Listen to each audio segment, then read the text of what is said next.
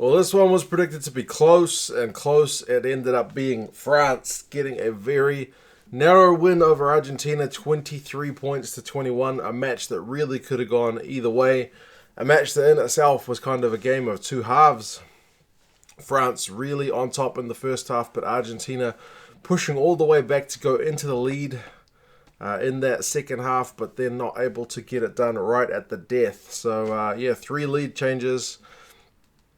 Two very different halves of rugby, but heartbreak for the Argentinians. Now they've got it all to do against England in all likelihood, and France have put themselves one step closer, even though it's only the first game, to get themselves into the quarterfinals. So it started off kind of a bit nervous and a bit messy, and there was messiness throughout the game. Like Ntamak kicked the ball out on the full early. Kubeli threw an intercept pass to Olivier. First scrum, though, and second scrum, interestingly, went Argentina's way. That's the one area of focus that you were kind of really worried that Argentina were going to get dominated on. Big French pack. Argentinian scrum's been struggling for quite some time, but they managed to win a few scrum penalties. Interestingly, I just saw Guirado in the post-match stuff basically saying he didn't really follow what Angus Gardner's interpretation was. He wasn't quite sure what it was that he wanted the French pack to do. So it will be an interesting one to see how the Argentinians go against other teams with different refs, and likewise with the French, to see if there's any kind of consistency, whether the Argentinians continue to win penalties or whether it turns around likewise for the French. So, it wasn't just that. Sanchez also kicked the ball out on the full, so everyone was looking a wee bit rusty. But there were some moments of magic, that's for sure. Big hits. Like in the first 10 minutes, guys were getting smashed, basically, by defensive reads. And, no one was really able to get a whole lot of go-forward ball.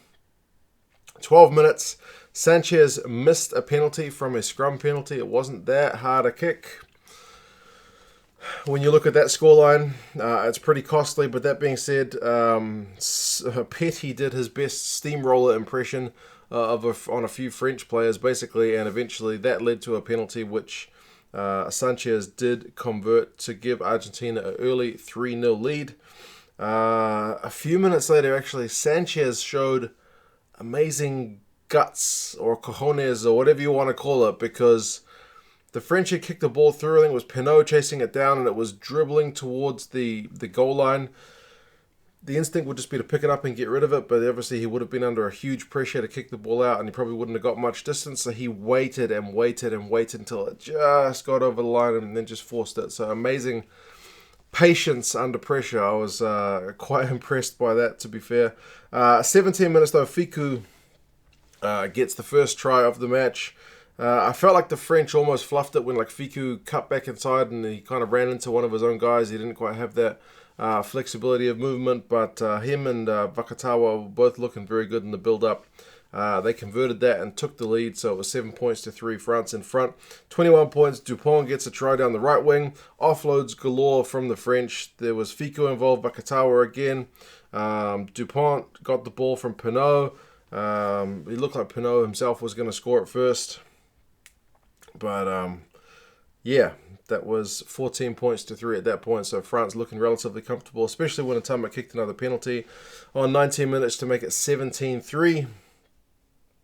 And, it was kind of all going France's way. It was kind of going to hell for Argentina, but they did have a spell at the end of the first half where they kind of pushed a bit of momentum their way.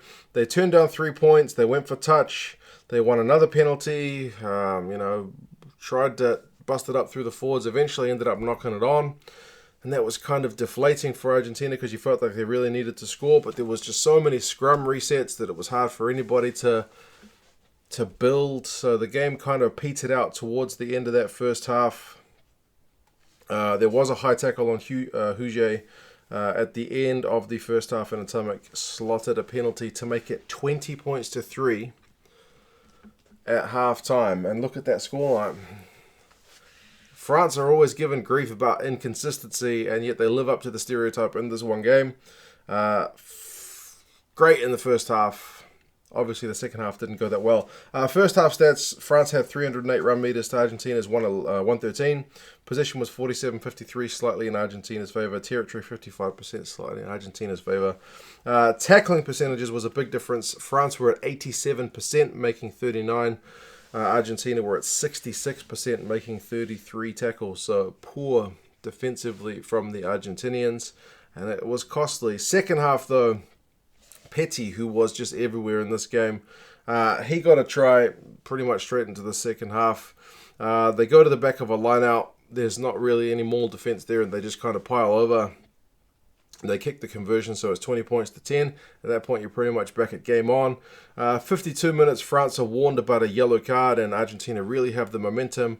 And then rather than getting the yellow card, Argentina from their next play end up getting the try to Montoya. It's a line-out, it's a maul.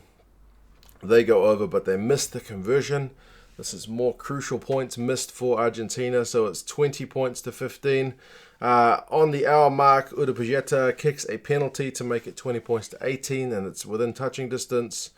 I feel like they probably could have had a try in the build-up to that because they had an overlap, but ended up not scoring. Look at that scoreline.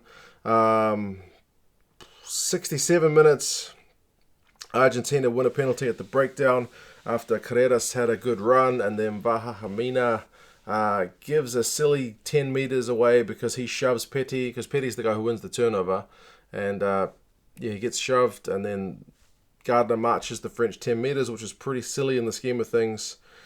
Urepageta kicks a penalty, puts them back in front, and it's looking like it might be going to go Argentina's way. 69 minutes though, like a minute later, Lopez, who I didn't even know, and the commentators didn't know, nobody had mentioned that he'd come on. He just slots a drop goal. I think it was his first touch of the ball. It was an ugly kick, but it just limped over the crossbar, and that made it 23-21, and that was how the scoreline finished. That wasn't the end of the action though. Picamoles intercepted a Kubeli pass at one point, and you're looking at his impact.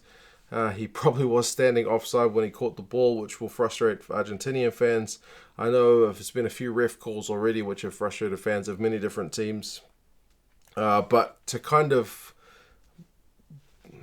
counter that unfair maybe call which France got, France lose their own line-out, so the ball's back with Argentina.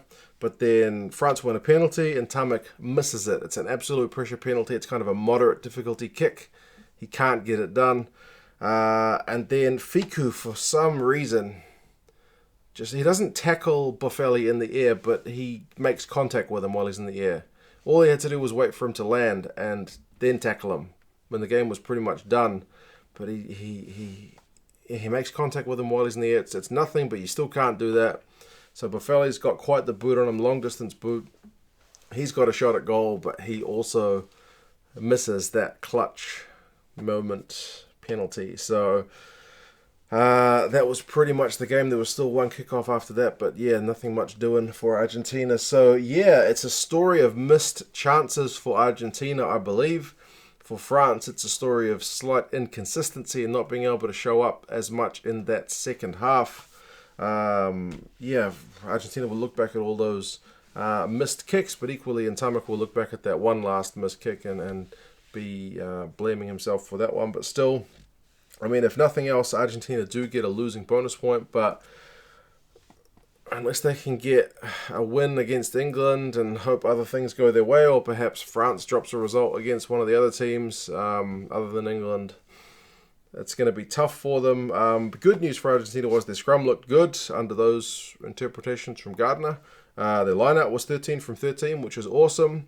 Defensively, work to be done. For France, it's a win. They absolutely needed a win. Whoever won this game was always going to be kind of halfway there. But their scrum was under pressure. Their lineout was 4 from 6, which is, again, pretty ordinary. Defense, though, was good, but they did concede far too many penalties. The penalty count in the end was like 13-5. So France getting really done by the referee. Run meters, though, France had 448 to 304, so they dominated that area. Argentina had more possession and territory, 58% and 62%, especially in that second half. Tackling percentages, France managed 90%, which is absolutely proper test match level stuff. That's very good. Argentina upped their tackle percentage to 75%, but still damage was really done in that first half. Individuals, Lore had 11 and 11 tackles, which is the top French tackler. Petit had 4 defenders beaten, which is impressive for a lock, although Penaud had 7, but that's kind of what he's known for. But yeah, the bookie said it was going to be 1 point in it. It ended up being 2, so very interesting game. You guys let me know your thoughts on this one. How do you think this leaves Argentina? How do you think England will be looking at this result? Do you think they'll be looking at this one and thinking they've kind of got this pool? Or do you think there will be areas for concern? But yeah, you guys let me know your thoughts, and I'll talk to you again soon. See you later.